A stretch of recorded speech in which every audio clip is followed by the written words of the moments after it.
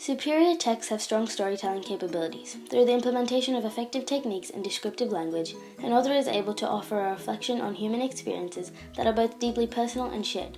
The prescribed text Past the Shallows by Fable Parrot stands out in the sense that it is very different from a conventional novel.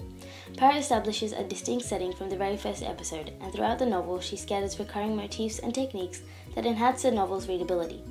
Another key difference is that Parrot uses a dual perspective, which creates a contrast between the two characters while also showing their connectedness and collaborative experiences. The related text chosen was Midterm Break by Seamus Heaney. This text is unique as it is in poem form. This multimodal presentation will offer insight and analysis into how Parrot and Heaney use key ideas of grief/loss, anger/abuse, and adversity to reflect on personal and shared human experiences, and how they are able to maintain quality storytelling characteristics throughout. I sat all morning in the college sickbay. The poem begins with this statement, suggesting that Heaney has been kept separate from the others for a long period of time. Through this quote, the poet has chosen to emphasize the alienating impact that loss has on someone by keeping the speaker separate from any friends or colleagues he might have in the school. He is made to suffer alone so no one has to see what he is going through. The sickbay is a symbol of isolation and foreshadowing of the doom/bad news that he is about to hear. The depth of his loss is made clear by the fact that it is not a family member who retrieves him, but the neighbors. Heaney's clever use of the phrase, counting bells, nailing classes to a close, illustrates the similarity of school bells to funeral bells. At the time, Heaney would not have realized how interconnected these things would be. But unbeknownst to him, he foreshadows the funeral bells that are to ring at his brother's burial. This text offers a clear reflection on human experiences that many people go through.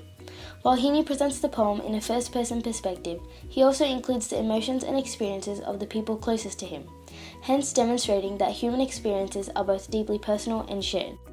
In Past the Shallows, Parrot also displays experiences that are personal and shared. The death of Uncle Nick is a clear example of this.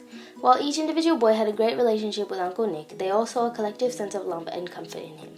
Parrot explores the death of Uncle Nick early on in the novel, and the words of Miles strikes a chord in the reader's heart as it shows the extreme feeling of loss they have experienced as a result of his death.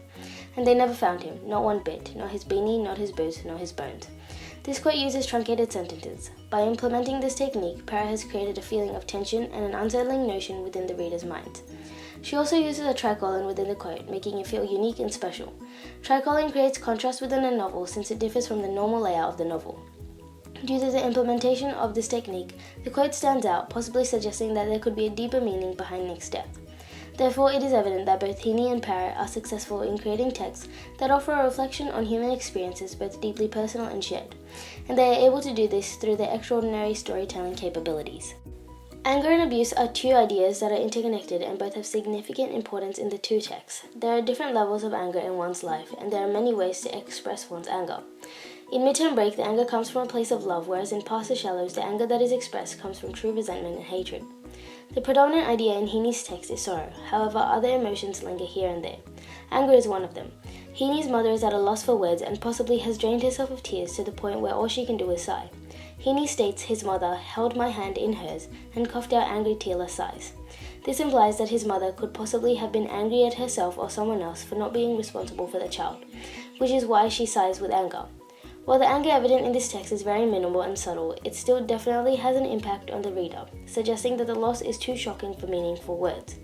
Enjambment is utilized in this quote as there is an unconventional break in the line. This has an effect on the reader as it creates a sense of rising tension as the poem enters its climax, making the reader question the reason for sorrow and stress. Parrot's novel explores anger with higher levels of intensity. Stephen Kern, the father of the three boys in the novel, is the main antagonist who displays severe anger issues. Throughout the story, Parrot demonstrates the ongoing abuse and anger that Dad displays towards the boys. Evidence of this can be seen in episode 24, where Dad lashes out in the midst of drunkenness and anger. Then they heard Dad yelling from inside, "I never wanted you." He is speaking about Harry, and we later find out that he has this resentment towards Harry because he is not his biological son. This quote uses great descriptive imagery to convey the depth of his anger. It states that the words came through the wall and the air and cracked open the night, displaying that his shout was so loud and distinct that it pierced through everything. The contrasted sentence, yelling at them, at everyone, yelling at no one, also shows the significance of the abuse of alcohol on a man.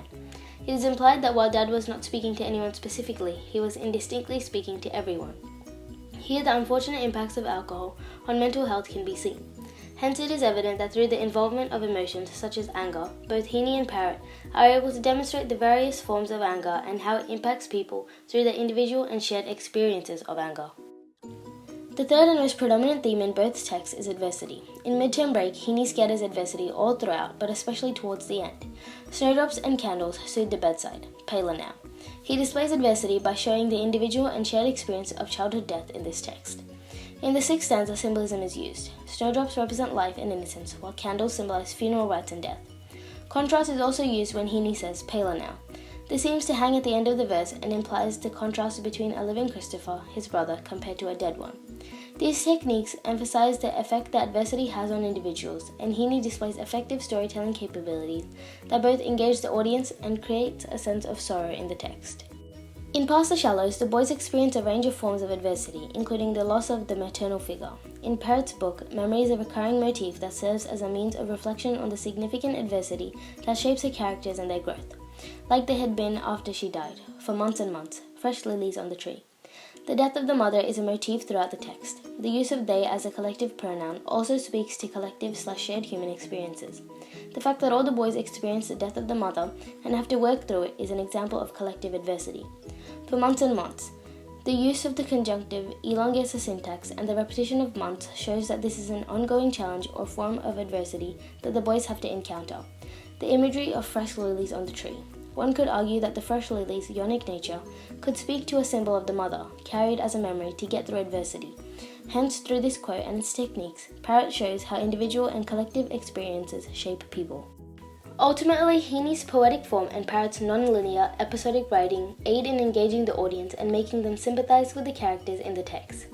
Both writers composed with an evident authorial intent, which was to create texts with authentic storytelling capabilities.